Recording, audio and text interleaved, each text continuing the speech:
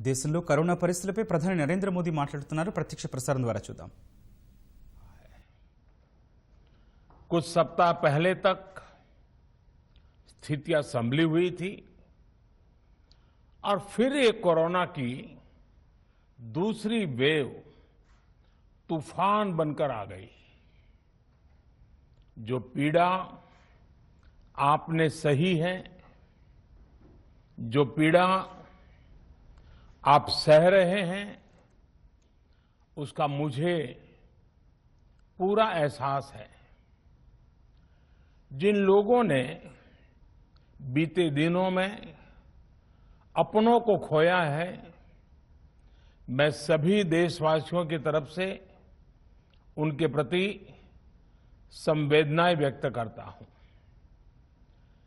परिवार के एक सदस्य के रूप में मैं आपके दुख में शामिल हूं.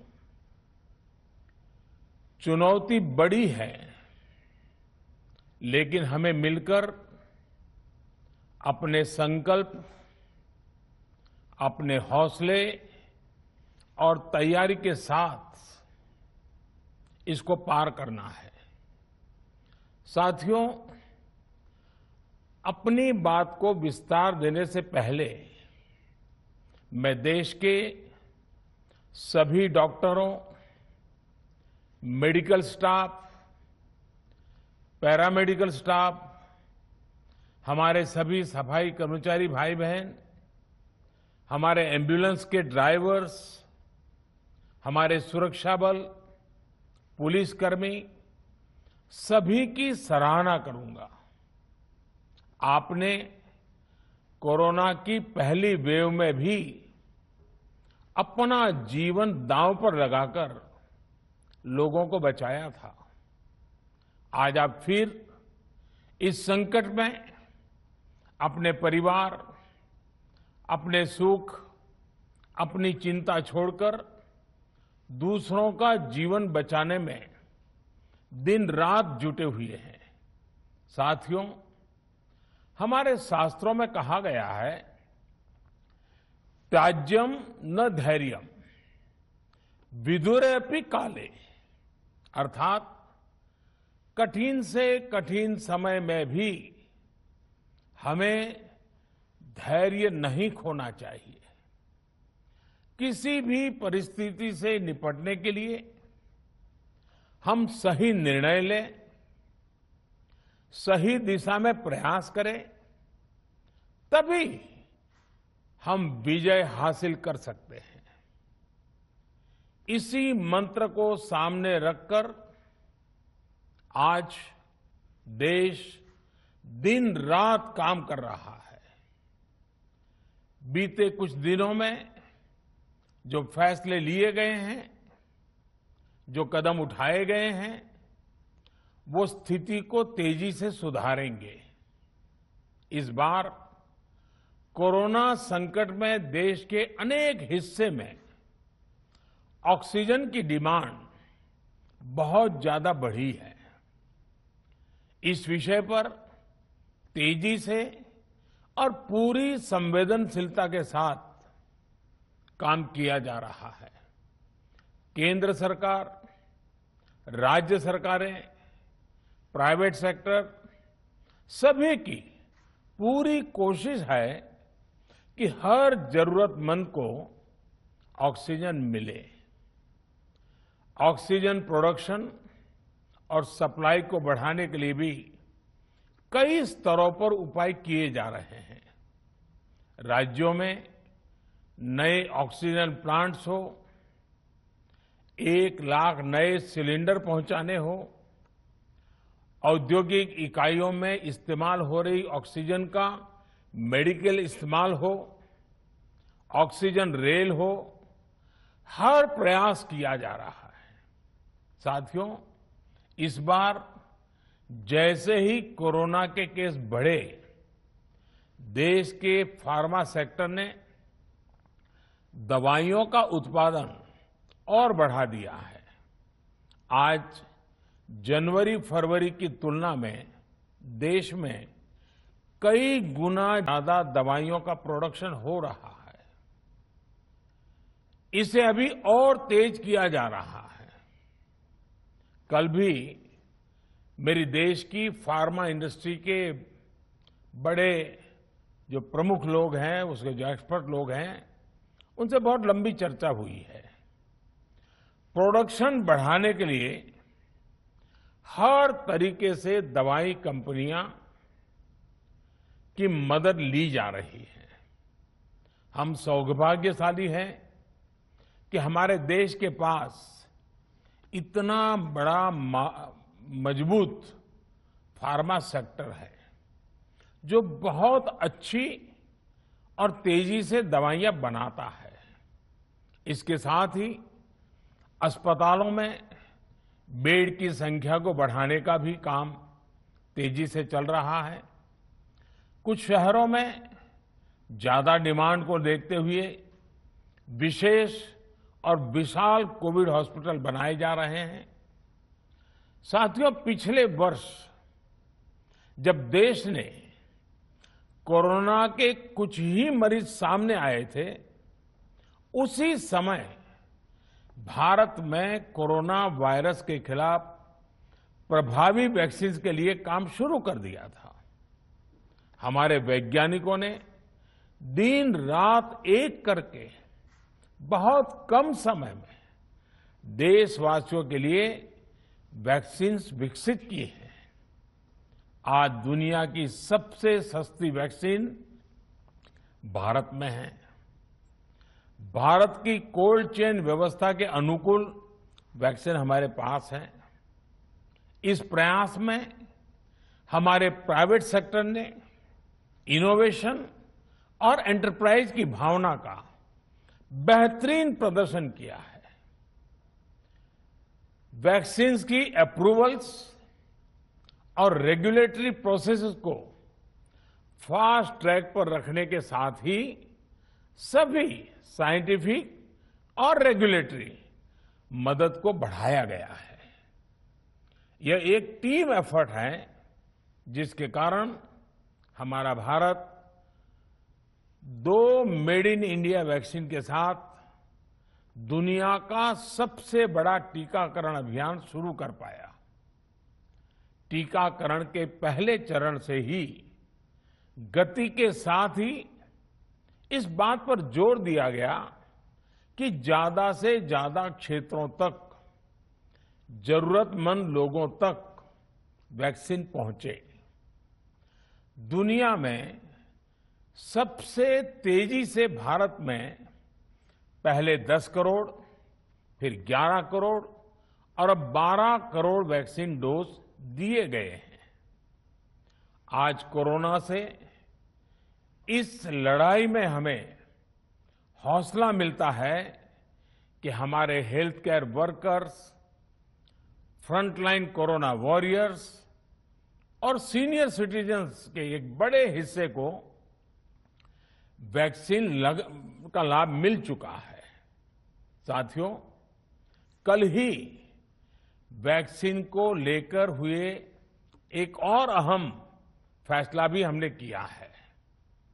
1 मई के बाद से 18 वर्ष के ऊपर के किसी भी व्यक्ति को वैक्सीनेट किया जा सकेगा। अब भारत में जो वैक्सीन बनेगी उसका आधा हिस्सा सीधे राज्यों और अस्पतालों को भी मिलेगा। इस बीच गरीबों, बुजुर्गों, निम्न मध्यम वर्ग के लोग, 45 वर्ष की आयु के ऊपर के व्यक्तियों के लिए केंद्र सरकार का जो वैक्सीन कार्यक्रम चल रहा है वो भी उतनी ही तेजी से जारी रहेगा। पहले की तरह ही सरकारी अस्पतालों में मुफ्त वैक्सीन मिलती रहेगी, जिसका फायदा, जैसा मैंने कहा, हमारे गरीब परिवार हो, हमारे मध्यम वर्ग, निम्न मध्यम वर्ग के परिवार हो, वो उनका लाभ उठा सकेंगे। साथियों, हम सभी का प्रयास जीवन बचाने के लिए है और जीवन बचाने के लिए तो है ही, प्रयास से भी ये है कि आर्थिक गतिविधियां और आजीविका कम से कम प्रभावित हो। प्रयास का तरीका यही रखा जाए। वैक्सीनेशन को 18 वर्ष की आयु के ऊपर के लोगों के लिए ओपन करने से शहरों में जो हमारे वर्कफोर्स है उसे तेजी से वैक्सीन उपलब्ध होगी। राज्यों और केंद्र सरकार के प्रयासों से श्रमिकों को भी तेजी से वैक्सीन मिले लगेगी। मेरा राज्य प्रशासन से आग्रह है कि वो श्रमिकों का भरोसा जगाए रखे। उनसे आग्रह करें कि वो जहां है वहीं रहे। राज्यों द्वारा दिया गया ये भरोसा उनकी बहुत मदद करेगा कि वो जिस शहर में हैं वहीं पर अगले कुछ दिनों में वैक्सीन भी लगेगी और उनका काम भी बंद नहीं होगा। साथियों, पिछली बार जो परिस्थितियां थी वो अभी से काफी भिन्न थी। तब हमारे पास इस वैश्विक महामारी से लड़ने के लिए कोरोना स्पेसिफिक मेडिकल इंफ्रास्ट्रक्चर नहीं था। आप याद करिए देश की क्या स्थिति थी। कोरोना टेस्टिंग के लिए पर्याप्त लैब नहीं, पीपीई का कोई प्रोडक्शन नहीं, हमारे पास इस बीमारी के ट्रीटमेंट के लिए कोई खास जानकारी भी नहीं। लेकिन बहुत ही कम समय में हमने इन चीजों में सुधार किया। आज हमारे डॉक्टरों ने कोरोना के इलाज की बहुत ही अच्छी एक्सपर्टीज हासिल कर ली है। वो ज्यादा से ज्यादा जीवन बचा रहे हैं। आज हमारे पास बड़ी मात्रा में पीपीई किट्स हैं, लैब्स का बड़ा नेटवर्क है और हम लोग टेस्टिंग की सुविधा को निरंतर बढ़ा रहे हैं। साथियों, देश ने कोरोना के खिलाफ अब तक बहुत मजबूती से और बहुत धैर्य से लड़ाई लड़ी है।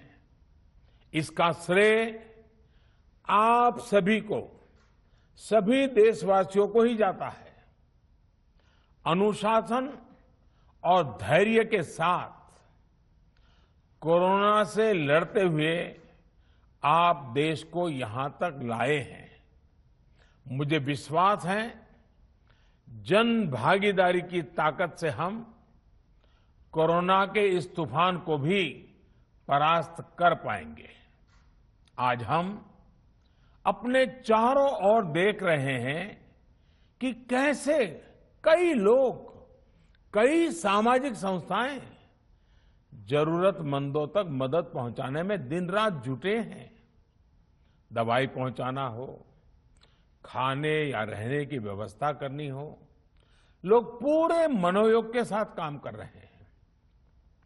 मैं इन सभी के सेवा भाव को आदरपूर्वक नमन करता हूं और देशवासियों से अपील करता हूं कि अधिक से अधिक मात्रा में इस संकट की घड़ी में देशवासी आगे आएं और जरूरतमंदों तक मदद पहुंचाएं। समाज के पुरुषार्थ और सेवा के संकल्प से ही हम ये लड़ाई जीत पाएंगे। मेरा युवा साथियों से अनुरोध है कि वो अपनी सोसाइटी में, मोहल्ले में, अपार्टमेंट्स में छोटी छोटी कमेटियां बनाकर कोविड अनुशासन पालन करवाने में मदद करें। हम ऐसा करेंगे तो सरकारों को न कभी कंटेनमेंट जोन लगाने की जरूरत पड़ेगी, न कर्फ्यू लगाने की जरूरत पड़ेगी और लॉकडाउन का तो सवाल ही नहीं उठता है, आवश्यकता ही नहीं पड़ेगी। स्वच्छता अभियान के समय देश में जागरूकता फैलाने के लिए मेरे बाल मित्रों ने बहुत मदद की थी। छोटे छोटे बालक 5वीं, 7वीं, 8वीं, 10वीं में पढ़ने वाले, उन्होंने घर के लोगों को समझाया था, मनाया था। उन्होंने बड़ों को भी स्वच्छता का संदेश दिया था। आज मैं फिर अपने बाल मित्रों से एक बात विशेष तौर पर कहना चाहता हूं। मेरे बाल मित्र, घर में ऐसा माहौल बनाइए कि बिना काम, बिना कारण घर के लोग घर से बाहर न निकले। आपकी जीत बहुत बड़ा परिणाम ला सकती है। प्रचार माध्यमों से भी मेरी प्रार्थना है कि ऐसे संकट की घड़ी में वो लोगों को सतर्क और जागरूक करने के लिए जो प्रयास कर रहे हैं उसे और बढ़ाएं। इसके साथ ही इसके लिए भी काम करें कि डर का माहौल कम हो सके, लोग अफवाह और भ्रम में न आए। साथियों, आज की स्थिति में हमें देश को लॉकडाउन से बचाना है। मैं राज्यों से भी अनुरोध करूंगा कि वो लॉकडाउन को अंतिम विकल्प के रूप में ही इस्तेमाल करें। लॉकडाउन से बचने की भरपूर कोशिश करनी है और माइक्रो कंटेनमेंट जोन पर ही ध्यान केंद्रित करना है। हम अपनी अर्थव्यवस्था की सेहत भी सुधारेंगे और देशवासियों की सेहत का भी ध्यान रखेंगे। साथियों, आज नवरात्रि का आखिरी दिन है। कल रामनवमी है और मर्यादा पुरुषोत्तम श्री राम का हम सभी को यही संदेश है कि हम मर्यादाओं का पालन करें। कोरोना के इस संकट काल में कोरोना के बचने के जो भी उपाय है, कृपया करके उनका पालन 100% करिए। दवाई भी, कड़ाई भी, इस मंत्र को कभी भी भूलना नहीं है। ये मंत्र जरूरी है, वैक्सीन के बाद भी जरूरी है। रमजान के पवित्र महीने का भी आज 7वां दिन है। रमजान हमें धैर्य, आत्मसंयम और अनुशासन की सीख देता है। कोरोना के खिलाफ जंग जीतने के लिए अनुशासन भी, उसकी भी उतनी ही जरूरत है। जब जरूरी हो तभी बाहर निकले। कोविड अनुशासन का पूरा पालन करें। मेरा आप सभी से यही आग्रह है।